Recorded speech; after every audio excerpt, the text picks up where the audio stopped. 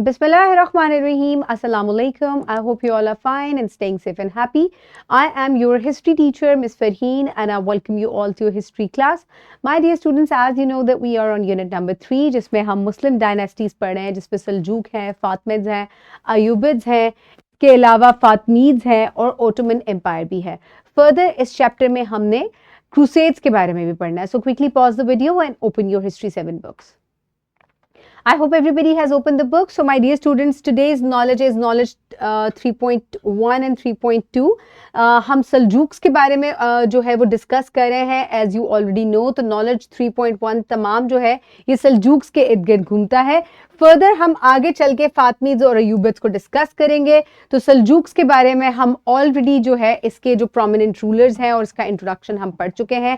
आज के लेक्चर में हमने इसकी जो अचीवमेंट्स इस दौर में हुई है हमने उसको जो है वो एक दफ़ा देखना है. So let's just get started. So my dear students, सबसे पहले आ जाती है कि सल्जूक्स की आर्ट और आर्किटेक्चर और इसके अलावा साइंस में क्या क्या अचीवमेंट्स थी.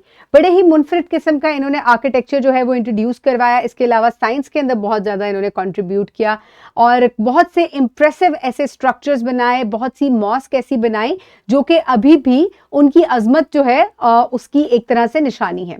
आर्किटेक्चर कॉन्ट्रीब्यूशंस की अगर बात की जाए तो इन्होंने बहुत से मदरसास बनाए, मस्जिद्स, हॉस्पिटल्स, इसके अलावा होटल इंड्स और ब्रिजेस भी इन्होंने बनाए.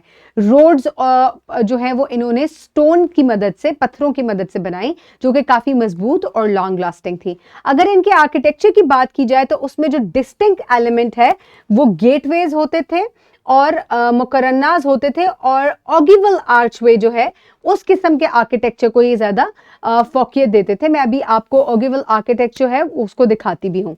इसके अलावा सिरेमिक टाइलिंग जो है वो बहुत ज़्यादा मशहूर थी इनके ज़माने में. उसके ऊपर मुख्तलिफ कलर्स को ये यूज़ किया जाते थे. नोटेबल एग्जाम्पल जो इनकी मसाजिद में आती है वो अलादीन मसाजिद है और उली मस्जिद है. बोथ आर इन कोनिया. सो ये है Aladdin mosque in cornea, Turkey. आप इसमें देख सकते हैं कि कितने यूनिक किस्म के जो है वो आर्चवेज बने हुए हैं और इसी किस्म की त्रिकोणी आर्च को जो है वो ओगिवल आर्चवे कहा जाता है या एक स्पेसिफिक किस्म का ये आर्किटेक्चर है. यहाँ आपको नॉर्दर्न एंट्रेंस नजर आ रही है जो कि एक मॉस्क की है इन दिवरीज में. और यहाँ आप देख सकते हैं कि कितने खूबसूरत किस्म के पत्थर की मदद से नक्शो नगार जो हैं वो इस गेट के ऊपर बनाए गए हैं और यहाँ पर एक आयत भी जो है वो लिखी हुई है. तो आप देख सकते हैं कि बहुत ही खूबसूरत और मुनफरिद किस्म का इनका आर्किटेक्चर है. फर्दर सल्जूक्स जो है इन्होंने ब्लेंड किया आर्किटेक्चर के अंदर पर्शियन और सेंट्रल एशियन जो टर्किक इन्फ्लुएंसेस थे वो बहुत ज़्यादा मिलते हैं. इसके अलावा आर्ट्स में ये ब्रॉन्ज को और ब्रास को इस्तेमाल करते हुए, मुख्तलिफ मेटल्स को इस्तेमाल करते हुए इनके जो है वो बड़ी खूबसूरत चीज़ें जो है वो बनाया करते थे. ब्रिक्स को यूज़ करते हुए, पोट्री को यूज़ करते हुए ये उसके ऊपर टाइल वर्क जो है वो बड़ा रंगीन किस्म का रंगों को इस्तेमाल करके किया करते थे.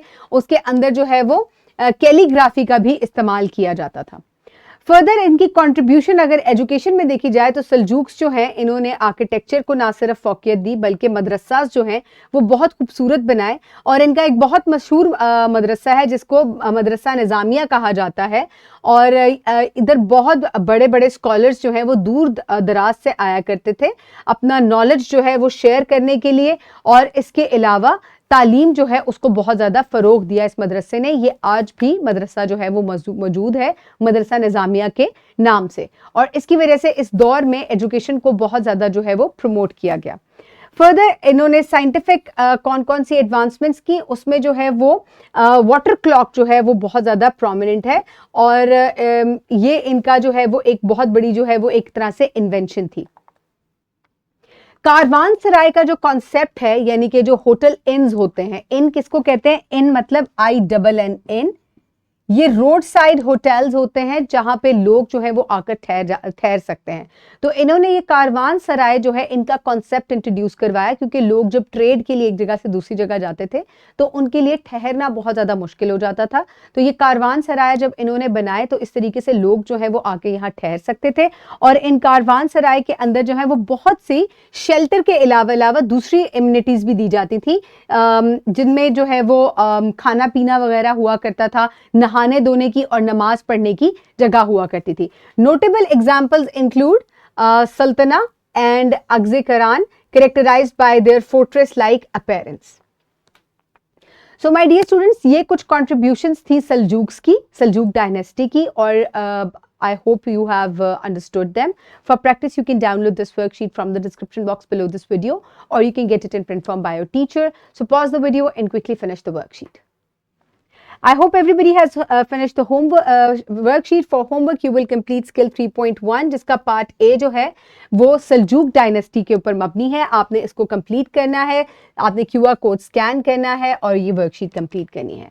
Further, you will complete the home activity given in your book, given on page number 40, and this will be your homework. So my dear students, I hope आपने सल्जूक डायनेस्टी की अचीवमेंट्स जो हैं उनके बारे में आज सीखा होगा और समझा होगा.